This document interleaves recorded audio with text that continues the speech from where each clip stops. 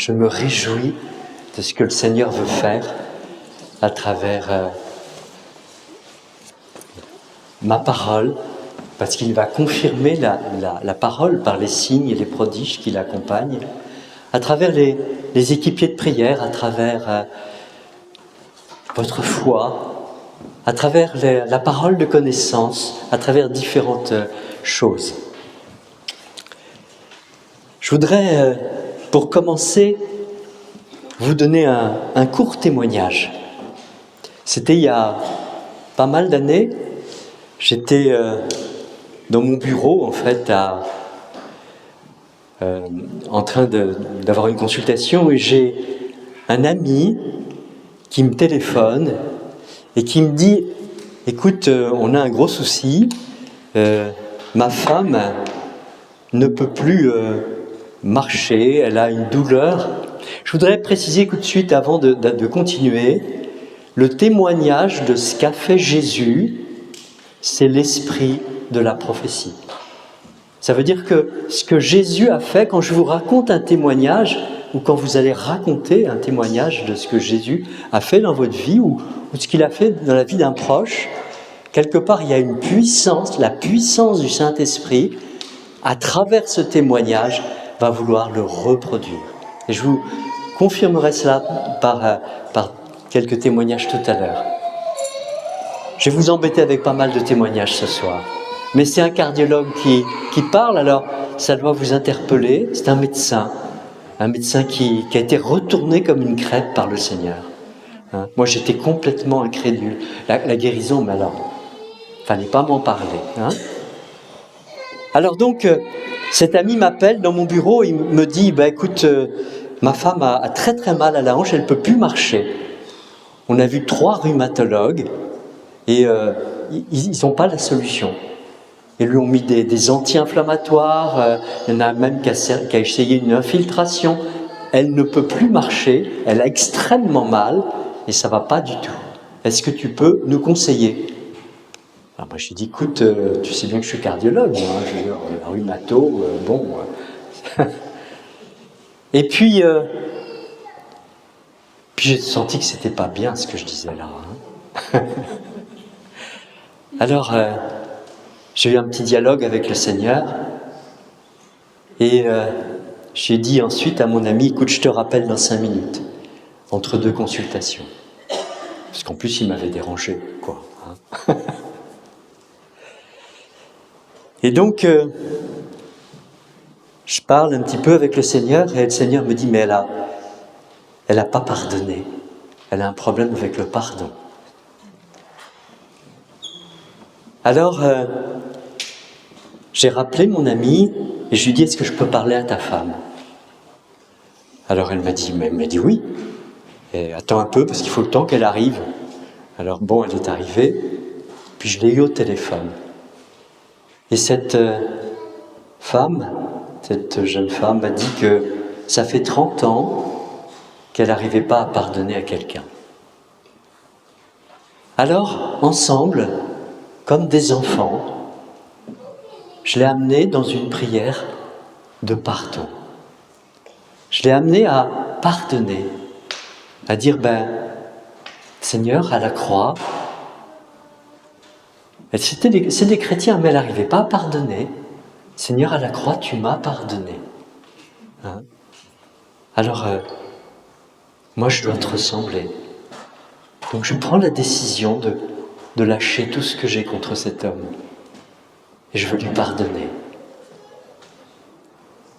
Je n'ai pas prié pour cet ami. Pas du tout. 2 jours plus tard, mon ami m'a rappelé, sa femme marchait normalement. Elle avait plus mal. Et ils sont repartis faire des randonnées en forêt, car c'était leur grand plaisir. Une des choses qui bloque, Dieu nous aime, mais une des choses qui bloque l'accès au royaume de Dieu, c'est l'absence de pardon. Si tu pardonnes pas, il y a comme une pierre qui fait que l'amour peut pas passer. Et l'amour, c'est pas que l'amour entre Dieu et nous. C'est l'amour aussi avec nos frères. Et quelque part, ça avait bloqué. Elle avait une telle pierre dans le cœur, depuis 30 ans, que ça s'était mis sur sa hanche. Puis qu'elle avait très très mal. Je vous assure que je n'ai pas prié pour elle. Le simple fait de pardonner. Alors je vous interpelle ce soir. Si vous voulez recevoir quelque chose de Dieu, vous ne pouvez pas garder une pierre dans le cœur. Ça ne marchera pas. Et je vous invite maintenant à baisser les yeux, parce que je sais qu'il y en a certains il y a encore cette pierre. C'est encore difficile.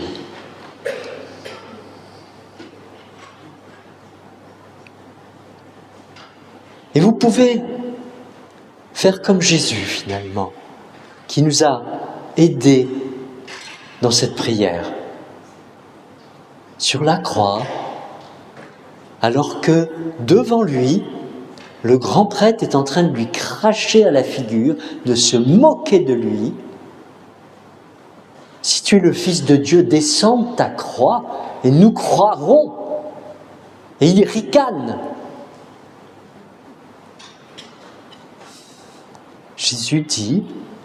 Jésus répond,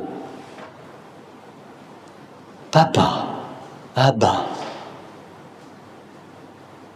pardonne-leur. Ils ne savent pas ce qu'ils font. Dans votre cœur, tout bas, avec votre bouche, parce que le diable doit entendre. Répétez après moi. Papa, je décide de pardonner à cette personne-là qui vraiment me pèse encore. Je veux pardonner. Je relâche tout mon ressentiment. Je veux plus de tout ça.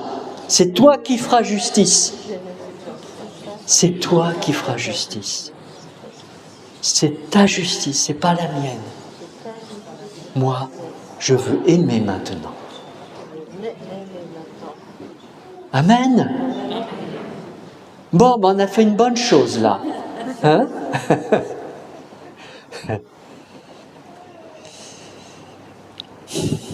Je vais vous donner un témoignage et puis après, j'aimerais proclamer un peu la parole de Dieu, puis avancer dans la soirée guérison et miracle. Mais pour vous montrer que Dieu est bon et que Dieu est merveilleux. C'était il y a quelques années, le témoignage il existe déjà sur internet, c'est pas grave. J'étais à l'hôpital, j'étais en train de faire un test d'effort. Et en fait, j'ai une amie infirmière qui m'appelle pendant le test d'effort, décidément tous les gens qui me dérangent pendant mes examens, et qui me dit, écoute, en réanimation au-dessus de toi, il y a une jeune femme qui a 28 ans, qui avait un rétrécissement de la valve aortique, qui était opérée, mais on l'a opérée trop tard. Elle est dans le coma, on l'a plongée dans le coma, et elle a une double assistance du cœur, double ECMO, comme on les appelle, une assistance ventriculaire à droite et à gauche, et puis on l'a mis sous rein artificiel, sous respirateur artificiel, et puis sous foie artificiel, parce que tous les organes, ils sont en rideau, et ça va pas du tout, ils savent pas quoi faire. Alors, moi j'ai un petit dialogue avec le Seigneur. Vous savez, on en a parlé tout à l'heure. Moi je lui parle beaucoup. De temps en temps il me répond, puis de temps en temps j'entends pas bien, mais c'est pas grave. Je progresse. Et alors ce jour-là, la manière qu'il a eu de me parler, c'était il m'a montré un feu tricolore. Puis le feu, il était orange. Voilà, c'est l'image que j'ai eue, un feu tricolore avec une couleur orange. C'est pour vous donner comment il me parle, pour vous donner un exemple. Hein? Alors je me dis, orange, on peut y aller, quoi, gentiment, mais il faut faire un peu attention. Hein? Parce qu'il faut pas se faire... voilà, il faut faire attention. Alors je monte en réa, après mes tests d'effort. Et puis là, effectivement, il y avait le chef de service, les internes, les chefs de clinique, il y avait tout l'aéropage. Hein. Vous connaissez les hôpitaux. Hein. Tous en randonnion, là. Et puis je vais poser la question, qu'est-ce qui se passe avec cette femme? Et il me dit, c'est la catastrophe, quoi. Elle a été opérée trop tard, on l'a amenée trop tard, et vraiment, on ne sait pas quoi faire. Si le foie pouvait redémarrer, on ferait une greffe du cœur. Parce qu'elle est avec son âge, voilà, ce serait la meilleure chose qu'on puisse faire. Mais le foie, il ne démarre pas. Et puis, on ne sait pas quoi faire. Alors, comme elle a que 28 ans, on la maintient en survie. Mais on n'a pas beaucoup d'espoir. Alors, moi, je leur réponds, je vais aller prier. Vous savez, il ne faut pas avoir honte de Jésus, hein. Parce que si on a honte de Jésus, la parole dit qu'il aura honte de nous. Hein? Moi, j'ai dit, je vais aller prier. On m'a regardé comme un australopithèque, hein. Mais c'est pas grave, ça m'est égal. Au moins, c'est un témoignage que j'avais confiance en mon papa. Et puis, ça interpelle. Hein? Bon, ils me connaissent un peu, ils savent déjà que je suis un peu foufou, quoi. Alors j'ai été prié dans la salle, c'était un box, vous savez, parce que dans les réas, c'est des petits box. Il y avait l'interne qui était en train de régler le rein artificiel. Et puis j'ai commandé au nom de Jésus à la vie de revenir. J'ai commandé au cœur de reprendre des forces, au foie de remarcher. J'ai brisé les esprits de mort. J'ai commandé à tout ça. J'ai fait tout ce que j'ai pu pouvoir faire dans ma petite tête. Hein. Et puis je suis parti. Et puis 3 jours plus tard, je suis revenu, je suis remonté en réa. Et là, elle avait fait une embolie pulmonaire en plus. Hein. Et puis, ça allait de moins en moins bien. La situation était vraiment catastrophique. Alors j'ai dit, je vais aller prier. Hein. Il n'y avait plus le patron, mais il y avait les chefs de clinique. Là, le patron, il n'était pas là. Et puis là, j'ai brisé les paroles de malédiction des médecins. Hein. Je les ai déclarées sans effet au nom de Jésus. Hein. J'ai brisé les paroles de malédiction de la famille aussi. Hein. J'ai brisé toutes les paroles de malédiction. J'ai déclaré la bénédiction sur cette femme. J'ai imposé les mains à cette femme. J'ai commandé au nom de Jésus à la vie de revenir. Je m'en souviens très bien. Il y avait toujours l'interne qui était là, je sais pas, sans arrêt. C'est pas grave, j'ai prié devant lui. Puis je suis parti. Quelques jours plus tard, je suis revenu. Et la situation n'était toujours pas bonne. Le Seigneur m'avait montré un feu orange. Hein? J'aurais dû y prêter un petit peu attention. Et puis j'aurais dû lui demander, mais Seigneur, qu'est-ce que c'est que ce feu orange? Mais bon, à ce moment-là, mon intimité avec le Seigneur n'était pas encore suffisamment affermie. Peut-être que j'aurais eu un dialogue plus long dans l'adoration, je ne sais pas. Bref, voilà, c'était comme ça. J'entre dans la même situation, catastrophe, tout le monde dit des choses épouvantables sur cette femme. Et moi je dis, je vais prier. Non, mais il ne faut pas lâcher l'affaire quand on a quelque chose comme une situation. Faut pas. C'est pas au premier truc, à la première intimidation, qu'il faut lâcher l'affaire. Hein. Si le Seigneur a dit qu'il guérissait, il guérit. Pointe à la ligne. Hein.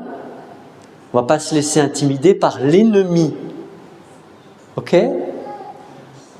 Alors je suis rentré dans la salle. Et puis là, il y avait une femme dans cette salle. C'était la maman. Alors j'ai dit, je suis médecin, mais je viens prier pour votre fille. Elle a été un peu interloquée, puis elle a dit oui. Hein? Mais quand je suis rentré, je n'ai pas prêté attention, elle faisait des trucs bizarres. Une espèce de geste bizarre. Mais je n'ai pas compris sur le moment, je n'ai pas fait attention. Et là, quelque part, il y a un mois, quelque chose qui m'a poussé à dire, à briser toute la sorcellerie. Et à commander aux esprits de sorcellerie de quitter cette pièce au nom de Jésus.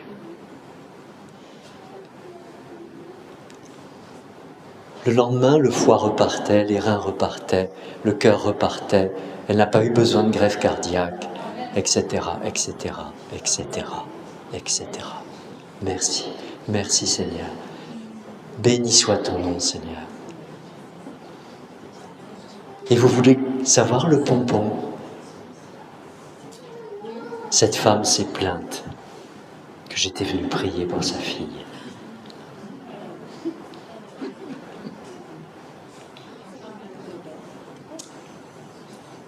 Mais,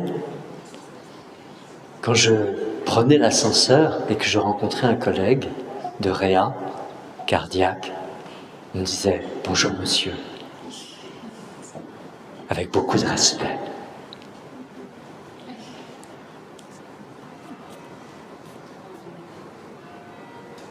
N'osait pas trop m'aborder, mais il savait. Il savait qui avait guéri. Jésus. J'ai pas eu de nouvelles de cette femme. Je sais qu'elle est sortie.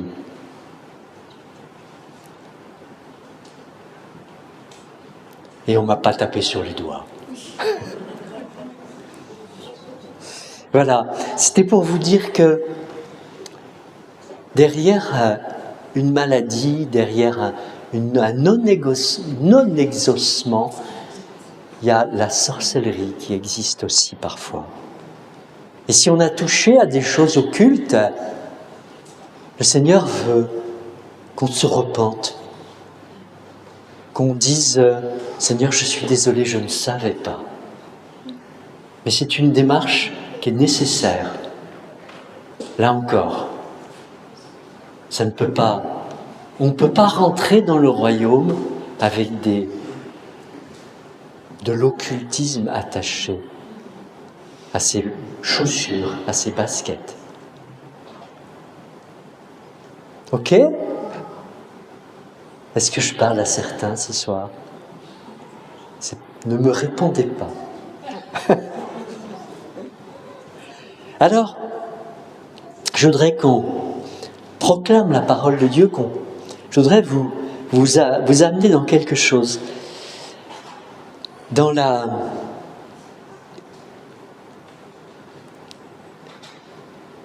y a quelque chose qu'un cardiologue peut vous expliquer à propos de la croix, que personne d'autre peut vous expliquer. Je vais vous dire, d'abord on vit à des temps, Jésus nous a donné une grâce particulière pour ces derniers temps. Depuis une trentaine d'années, un cardiologue qui a la foi va comprendre quelque chose à propos de Jésus. Et ça, je vais vous le partager ce soir. C'est un secret, mais c'est un secret qui doit être divulgué. À propos de Jésus, d'abord, vous savez que Jésus est un personnage parfaitement historique. On ne peut pas nier l'existence de Jésus. Il n'y a rien de plus... César peut être plus remis en question que Jésus. Il y a plus de preuves de l'existence de Jésus que César. Donc ça, je crois que déjà, il faut bien être conscient.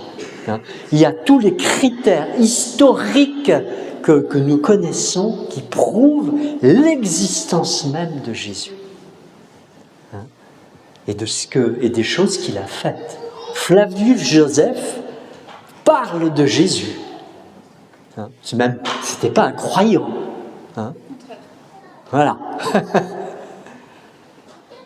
Bon.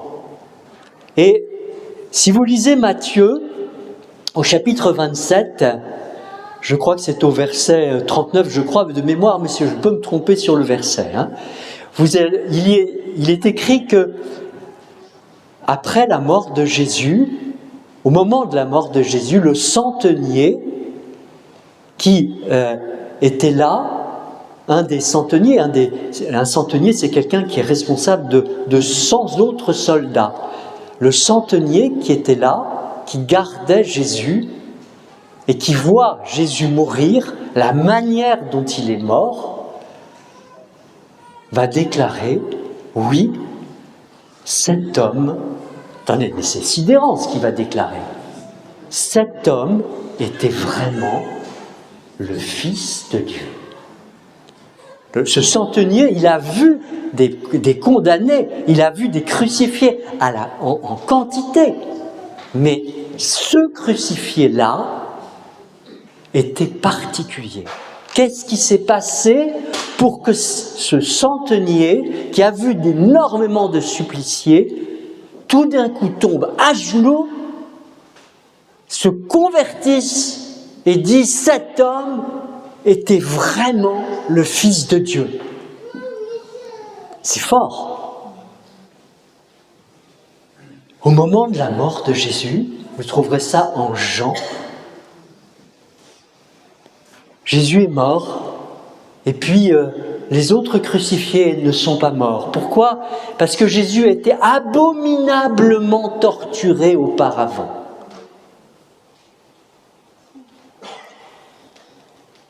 Je fais une petite entorse, on reviendra là-dessus, mais je fais une petite parenthèse. Dans l'Ancien Testament, on faisait des sacrifices pour les péchés. Le grand prêtre, à la Pâque, au Pessa, sacrifiait des animaux, et en particulier un animal, sur lequel il mettait son propre péché, et puis le péché du peuple, et puis on le mettait à mort, cet animal. C'était la loi mosaïque, et c'était important. Et le sang on jetait une partie du sang sur le peuple. C'était une préfiguration de ce que Jésus a fait pour nous. Et ce sacrifice pour le péché permettait en fait que le peuple soit purifié du péché pendant une année. Et donc c'était très important. Et même le grand prêtre allait rentrer dans le Saint des Saints, et si le sacrifice était agréé, il allait mettre sur l'autel, sur le propiatoire, il répandait un peu de sang. Mais il était le seul à pouvoir rentrer dans le Saint des Saints. Il avait même une cloche accrochée à lui pour ça. Et puis, si le sacrifice était agréé de Dieu, alors il pouvait sortir. Mais s'il ne l'était pas, il pouvait mourir. C'était un temps particulier qui était destiné à nous parler à nous. Ce n'était pas destiné à parler à eux. C'est la préfiguration des choses à venir. Mais ce sacrifice, cet animal que l'on égorgeait, on ne le torturait pas.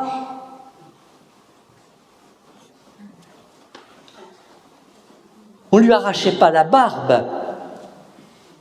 On ne le fouettait pas de 39 coups de fouet sur lequel il y avait des petits osselets, des morceaux de métal qui arrachaient la peau. Jésus avait la peau complètement arrachée. On ne l'obligeait pas à porter une croix en plein soleil. Non, Jésus a délibérément choisi de souffrir pour moi, pour vous.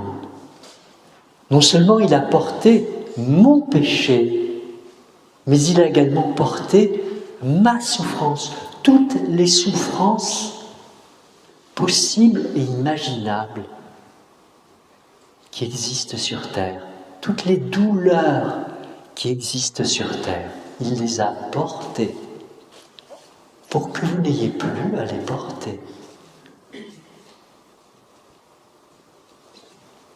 Il a porté nos malédictions parce que nous, moi, peut-être pas vous, mais moi, je méritais la mort pour mes péchés. Il a porté mes malédictions. Il a porté toutes mes maladies, toutes les maladies. Et en tant que cardiologue, je vais vous dire que Jean dit que un des soldats, ayant constaté que Jésus était déjà mort, il va briser les jambes des autres condamnés qui sont à droite et à gauche de Jésus pour qu'ils étouffent plus vite. Parce que c'est une abomination, la croix. On étouffe complètement et on est obligé de pousser sur ses jambes alors qu'on a pour Jésus des clous et on pousse sur la jambe pour essayer de respirer un petit peu plus, trouver un peu d'air. Et Jésus qui est déjà complètement exsangue, sans sang, qui a déjà à Gethsémani pleuré des gouttes de sang qui sont devenues des caillots, qui a déjà été complètement vidé parce qu'on lui a arraché la peau, arraché la barbe, on lui a mis une couronne d'épines, ça coulait de partout. Mel Gibson n'a pas du tout exagéré dans son film La Passion du Christ. Je vous invite à regarder La Passion du Christ. C'est un film bouleversant. C'est un film plein de vérité. Jésus est mort avant les autres condamnés. Il a poussé un grand cri et il a dit « Père, je remets mon âme entre tes mains. » Et Jésus, on lui perce, du coup, comme il est déjà mort, le côté, avec une lance. Et cette lance, elle va jusque dans son cœur. C'est pour voir s'il y a encore de la vie. Et là, ce détail est très important qu'on ne peut comprendre que depuis 30 ans, c'est qu'il sort du sang et de l'eau. Alors on va spiritualiser là-dessus. C'est pas faux. Attention, hein, ce sont des choses très justes. Mais moi, en tant que cardiologue, je voudrais vous dire, s'il sort du sang et de l'eau d'un condamné complètement déshydraté qui n'a plus une goutte d'eau dans son corps, quand vous percez le péricarde, c'est qu'il s'est passé quelque chose de spécial. Et nous connaissons depuis 30 ans une maladie, plus exactement un syndrome. De même qu'on connaît l'hématidrose, le fait de transpirer des gouttes de sang, et que ça a été décrit en réa, j'en ai jamais vu personnellement, c'est très rare, mais ça existe. Par contre, il y a un syndrome qui, sous le coup d'une émotion étonnante, d'une émotion très violente, peut arriver. C'est ce qu'on appelle le syndrome ou la maladie du cœur brisé. J'en ai vu 3 cas dans ma vie de cardiologue. Le cœur, tout d'un coup, devient insuffisant, n'est plus capable de brasser suffisamment de sang. Et ça peut aboutir à la mort.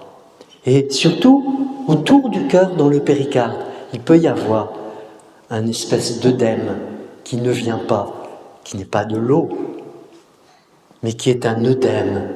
Et si vous percez le péricarde, il sort du sang et de l'eau. Et Jean, qui ne comprend rien à la médecine, va dire « ce témoignage est vrai ». Et ce témoignage est pour que vous croyiez, vous aussi. Et donc ce témoignage du sang et de l'eau est très important. Et c'est pour ça que je vous en parle ce soir.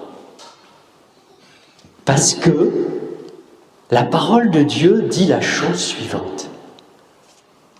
Vous trouverez ça dans le psaume 51. Le sacrifice qui plaît à Dieu.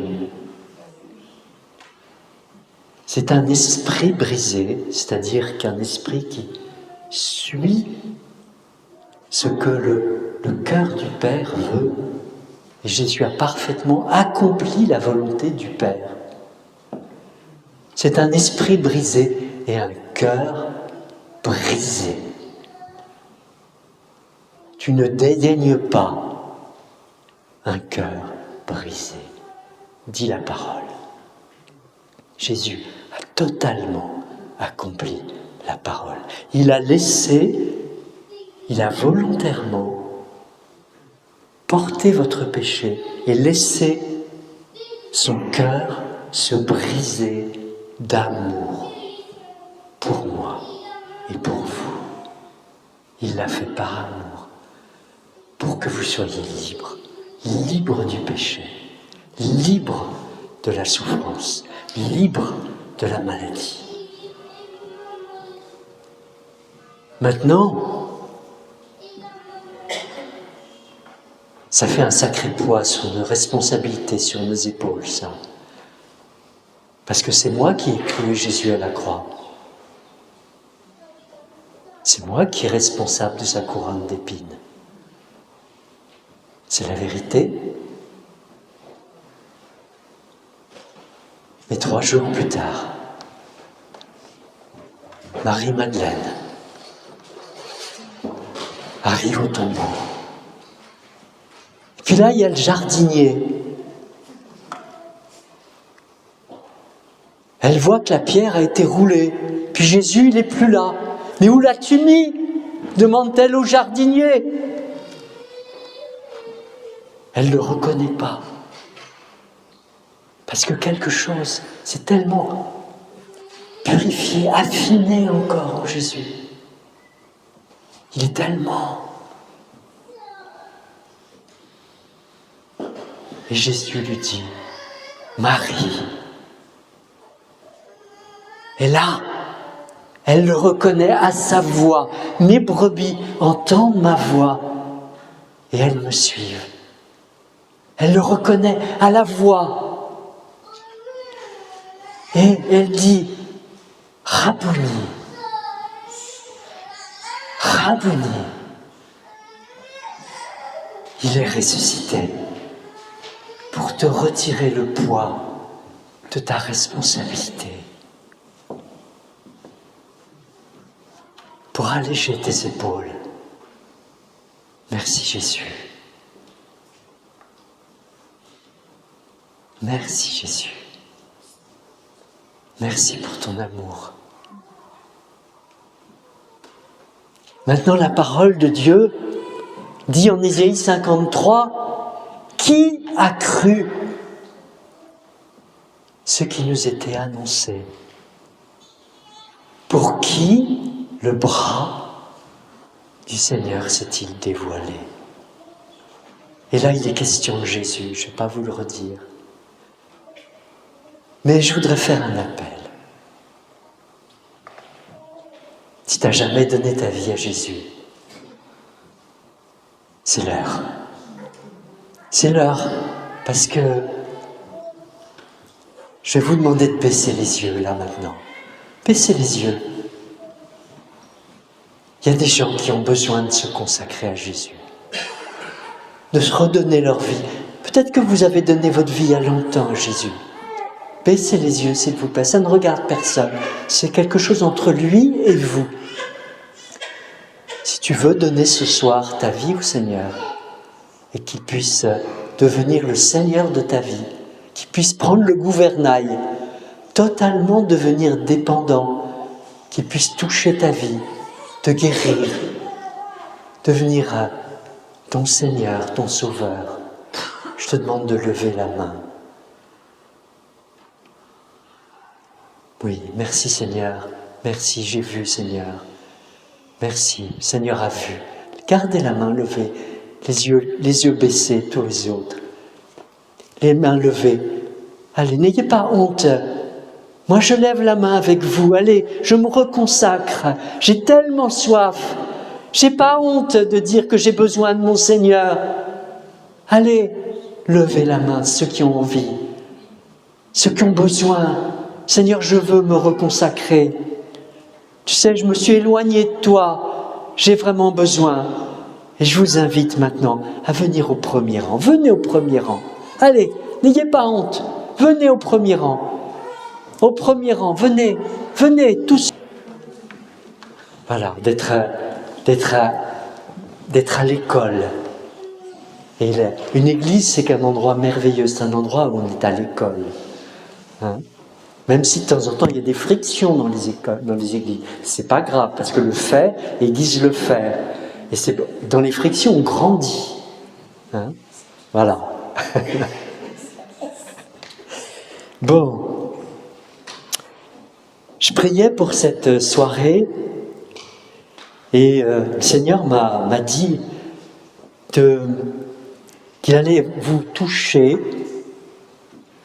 D'abord, il n'y a personne qui repartira ce soir sans avoir reçu quelque chose. Je voudrais vous dire ça tout de suite. Il y a des gens qui se sentent toujours, mais c'est jamais pour moi. Eh bien non, ça, ce soir, ça sera aussi pour toi. Hein? Parce que le Seigneur, il n'oublie personne. Hein? Maintenant, le Seigneur nous dit souvent dans sa parole qu'il soit fait selon ta foi. Hein? Et donc, il y a certaines guérisons, je vais vous raconter des témoignages, et il y a certaines guérisons qui vont survenir parce que, même pas par l'imposition des mains, mais simplement par la foi.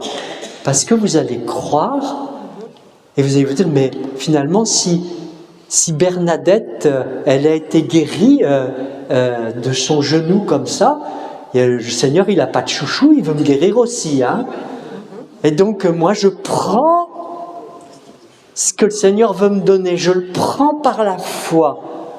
Hein? Et je m'avance et je me laisse toucher. Parce que le Seigneur, le Saint-Esprit, l'Esprit de Dieu, il est déjà là. Hein? Il est là. Moi, le Seigneur m'a donné une grâce particulière. Je vois, en fait, je vois des choses comme ça de temps en temps. Je vois de temps en temps quand le Saint-Esprit se pose à tel ou tel endroit. Je peux vous dire qu'il est dans la pièce, qu'il y a des anges ici, hein, qu'il y a des anges qui se réjouissent, qui sont enthousiastes de ce qui va se passer. Ouais. Alors, ça peut, voilà. Il y en a d'autres qui vont être guéris par l'imposition des mains. Hein, il y a des tas de gens qui sont des priants ici. Hein, c'est pas moi, c'est pas une histoire de Gérard. Hein, c'est pas intéressant, Gérard. Hein, non, c'est le Saint-Esprit. Excuse-moi, Gérard. Hein. Oui, je sais. C'est le Saint-Esprit qui est... Voilà, c'est l'Esprit de Christ. C'est le Saint-Esprit qui guérit, hein, qui va faire ça. Et donc, ce qui est intéressant, c'est que nous sommes le temple, les uns et les autres, du Saint-Esprit. Si nous avons donné notre vie au Seigneur, nous sommes devenus le temple. Si nous avons été baptisés du Saint-Esprit, nous sommes devenus son temple. Nous ne nous appartenons plus. Hein, nous appartenons au Seigneur.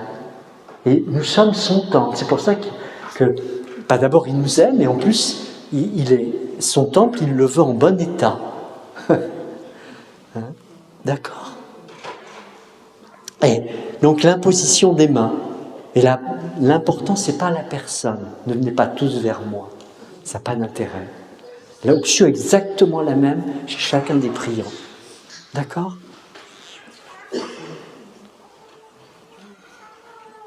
Et puis, la guérison va venir aussi à travers des paroles de connaissance. D'accord? Ce que le Seigneur m'a dit de vous dire ce soir pour certains. Voilà. Ok? On y va? Je vais prendre mon petit carnet parce que j'ai noté des petites choses, hein, quand même.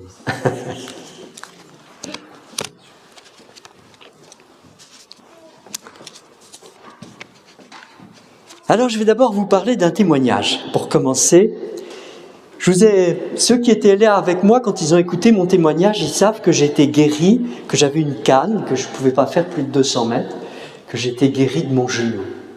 Et puis, j'étais à l'époque à un rassemblement charismatique, et en partant de ce rassemblement, où j'étais chef d'équipe, et en partant de ce rassemblement, il y a une maman qui m'aborde et qui me dit, mais c'était dans un quartier nord de Paris, un petit peu craignos, et c'est vrai que c'était pas très rassurant de repartir par là-bas.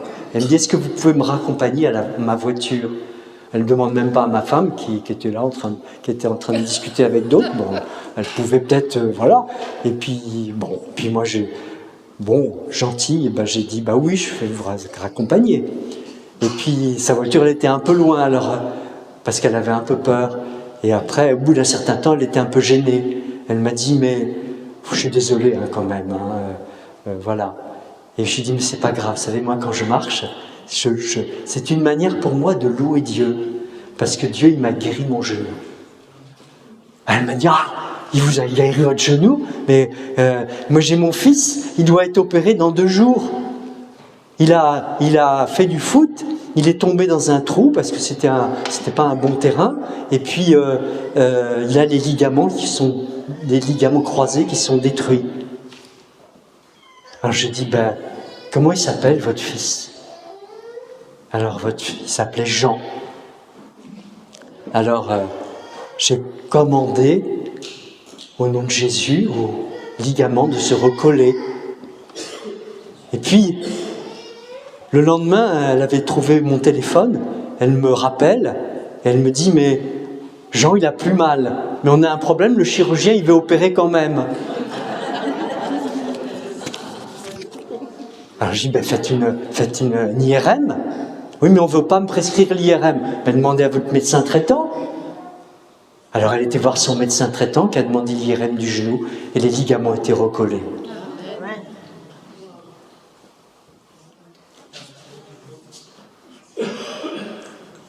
Le témoignage de ce qu'a fait Jésus, c'est l'esprit de la prophétie. Quand vous racontez un témoignage de ce que Jésus a fait, le Saint-Esprit a envie de le refaire. C'est une gourmandise pour lui, parce qu'il aime donner gloire à Jésus. 3 semaines plus tard, cette femme me rappelle, puis son fils s'était remis à faire du foot. Il est un peu incorrigible, hein. Puis il est retombé. Puis son genou, il avait mal à nouveau au genou. Alors elle était revoir le médecin lui dit, mais voilà, je vous avais bien dit, il fallait opérer. Le diable lui avait fait une peau de banane.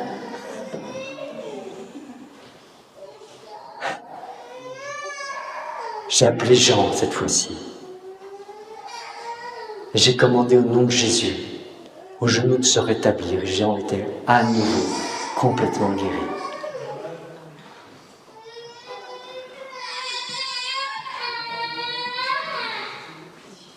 Il y a 3 mois, ça c'est un vieux témoignage, mais il y a 3 mois, la maman de Jean m'a rappelé, alors que j'étais à Nice.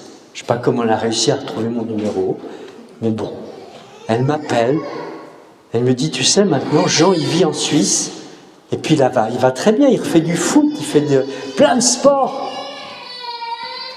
Puis il est tombé. Puis il s'est fait mal à l'autre genou.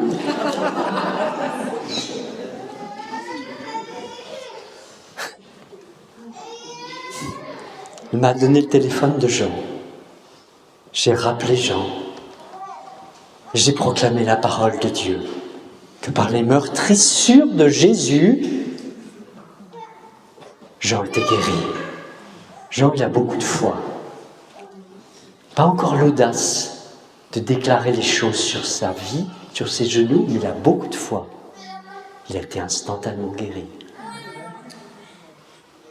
Instantanément guéri. C'est un genou à répétition. C'était pas le même, remarquez, hein.